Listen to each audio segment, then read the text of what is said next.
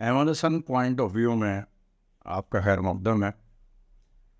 یہ بات تو سبھی جانتے ہیں کہ سابق وزیر اعظم شاہد خاقان عباسی اور سابق وزیر خزانہ مفتاح اسماعیل صاحب شاید اس مہینے یا آئندہ ماہ ہی ایک نئی جماعت تشکیل دینے والے ہیں۔ ان میں سے سابق وزیر خزانہ جناب مفتاح اسماعیل نے آج ایک سیمینار سے خطاب کرتے ہوئے یہ بات کہی کہ کرپشن میں کمی سے پاکستان امیر نہیں ہوگا، سہولتیں اور آسانیاں پیدا کرنے سے سرمایہ کاری آئے گی۔ وائے افسوس کہ پاکستان کی زمام اقتدار کن لوگوں کے ہاتھوں میں رہی۔ یہی مفتاح اسماعیل صاحب پاکستان کے وزیر خزانہ تھے۔ اب پتہ چلا کہ ان کے نزدیک کرپشن جو ہے وہ کوئی بری چیز نہیں ہے۔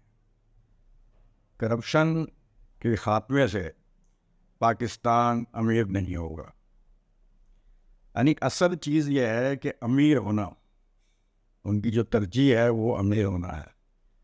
اخلاقیات یا مذہبی پابندیاں یا انسانیت یا اقدار، اس سے ان کا کوئی لینا دینا نہیں ہے۔ پاکستان امیر نہیں ہوگا۔ پاکستان میں سرمایہ کاری کا کیا ہے جی؟ آسانیاں پیدا کی جائیں۔ حالانکہ یہ بات دیکھی جائے تو جن افسروں کو کرپشن کی عادت پڑ چکی ہو، کیا وہ آسانیاں دے دیں؟ کیا وہ رشوت کے بغیر سرمایہ کاری ہونے دیں گے؟ یہ بھی ایک بات ہے۔ دوسری بات یہ ہے کہ آپ جو آسانیوں کی بات کر رہے ہیں، آپ صرف سرمایہ کاروں کے لیے آسانیاں چاہتے ہیں؟ کبھی پاکستان کے عوام کے لیے بھی تو سوچیں نا۔ پاکستان کے عوام کی تو سب سے بڑی آسانی یہ ہوگی کہ کرپشن ختم کر دی جائے، اس لیے کہ اس وقت ان کی سب سے بڑی مشکل، سب سے بڑی پریشانی جو ہے وہ کرپشن ہے۔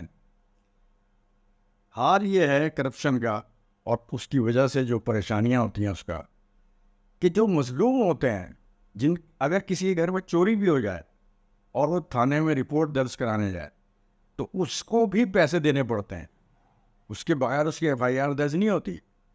یعنی جو مظلوم ہے، جو لٹ کے آیا ہے، اس کو مزید پیسے دینے پڑیں گے تب کہیں جا کے ایف آئی آر درج ہو۔ اور یہ تھانے جو ہیں، جہاں تک تھانوں کی بات ہے، یہ تو 1000 500 2000 5000 تک کی بات ہے۔ جو سرکاری ادارے ایسے ہیں جہاں بہت سوٹڈ بوٹڈ بابو بیٹھتے ہیں، وہاں تو یہ جو کرپشن کی بات ہے اور رشوت کی بات ہے، یہ لاکھوں سے اور کروڑوں تک پہنچ چکی ہے۔ بعض معاملات تو ایسے ہیں جن میں کروڑوں کی بات ہوتی ہے، اور کرپشن باقاعدہ ایک سسٹم کے تحت وصول کی جاتی ہے جس میں ایک ریٹ فکس ہوتا ہے کہ جی یہ دستاویز آپ کو اس صورت میں مل سکتی ہے جب آپ 1,10,15,000 روپے دیں۔ باقاعدہ وہ بتاتا ہے متعلقہ پر، اور اگر اس کو 1 کروڑ اور 10 لاکھ دے دیے جائیں اور کہا جائے کہ جی 15,000 چھوڑ دیں، تو وہ کہتے ہیں نہیں نہیں نہیں، 15,000 پہلے رکھیں۔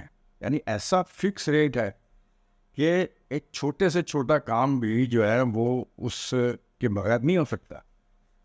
تو اب آپ اندازہ کیجئے کہ پاکستان کے عوام کی تو اصل پریشانی اور اصل دقت جو ہے وہ کرپشن ہی ہے۔ ان کی زندگی میں جو آسانی آئے گی وہ تو جب ہی آئے گی کہ جب کرپشن ختم ہو جائے۔ اور جہاں تک یہ ہے کہ کرپشن کم ہونے سے پاکستان امیر نہیں ہوگا، یہ بھی بڑی عجیب بات ہے۔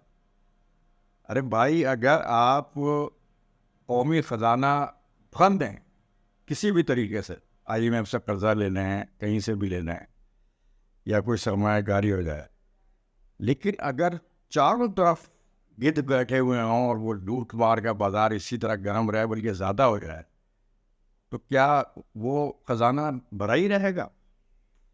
اگر آپ کے مکان کی ٹنکی پانی سے بھری ہوئی ہے اور آپ اگر اپنے سارے گھر کے نل کھول کے چھوڑ دیں تو ٹنکی کب تک بھری رہے گی؟